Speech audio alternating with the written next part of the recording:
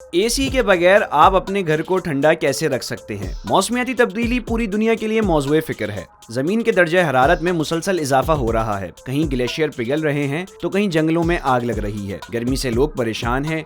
घरों और दफातर में गर्मी पर काबू पाने के लिए एयर कंडीशनर्स लगाए जा रहे हैं, लेकिन एयर कंडीशनर अंदर जितना ठंडा करते हैं उससे कहीं ज्यादा बाहर गर्मी बढ़ा देते हैं।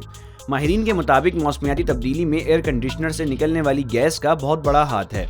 अगर एयर कंडीशनर्स घाटे का सौदा हैं तो घर को ठंडा करने का और क्या रास्ता रह जाता है। सैन फ्रांसिस्को में कैलिफोर्निया एकेडमी ऑफ साइंस इसकी मिसाल पेश करता है। इस इमारत की पूरी छत पर हरियाली है।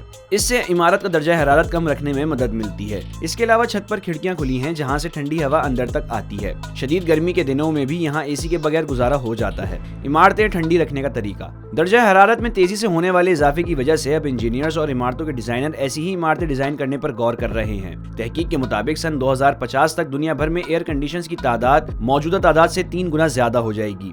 जब हमारे पास बिजली के पंखे, कूलर और एयर कंडीशनर नहीं थे, तब हवा के गुजर को ध्यान में रखकर इमारतों को तामीर किया जाता था। कैलिफोर्निया एकेडमी ऑफ साइंस की बिल्डिंग डिजाइन करने वाले डिजाइनर एल्सडायर मैकग्रेगर ने बताया कि इमारत का डिजाइन एक तजर्बा था। इस तजर्बे के जरिए ये जानने की कोशिश की गई कि एयर कंडीशनर्स के बगैर किस हद तक गुजारा किया जा सकता है।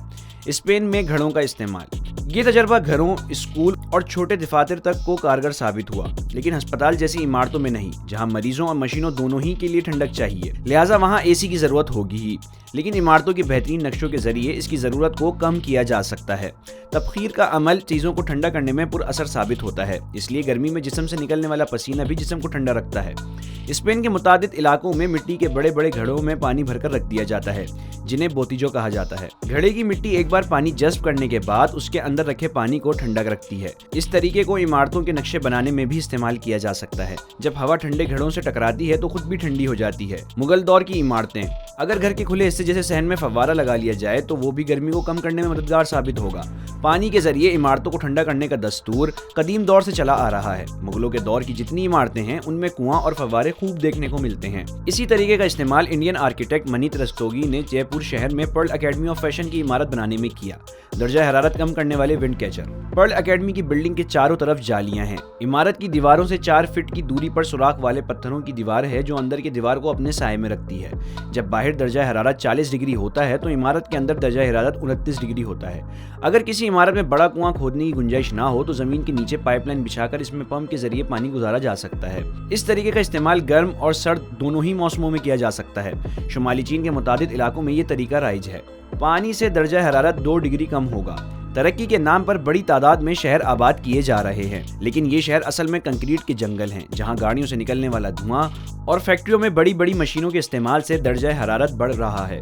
लेकिन अब शहरों में ज्यादा से ज्यादा पौधे लगाने पर जोर दिया जा रहा है। अमरीकी शहर कोलंबिया में तो इंतजामी की जानिब से पूरे शहर में ग्रीन कॉरिडोर बनाए जा रहे हैं। हुकूमत की इस कोशिश से दर्जा हरारत में 2 डिग्री तक कमी लाने में मदद हासिल हुई है। मौसमियाती उमूर के माहिर मोनिका टर्नर ने बताया ग्रीन कॉरिडोर बनाकर दर्जा हरारत को 5 डिग्री तक कम किया जा सकता है। अब दीगर शहरों में भी इस तरीक़ेकार को अपनाने पर गौर किया जा रहा है। इटली के शहर मिलान की शहरी इंतजामिया ने सन 2030 तक 3 लाख दरख्त लगाने का हदफ रखा है। ऑस्ट्रेलिया के शहर मेलबर्न में भी ऐसी ही कोशिश जारी है।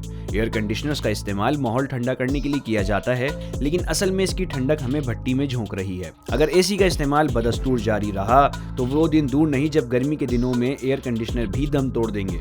लिहाजा वक्त रहते हम सभी को गर्मी से लड़ने के रिवायती तरीकों पर अमल करना शुरू कर देना चाहिए।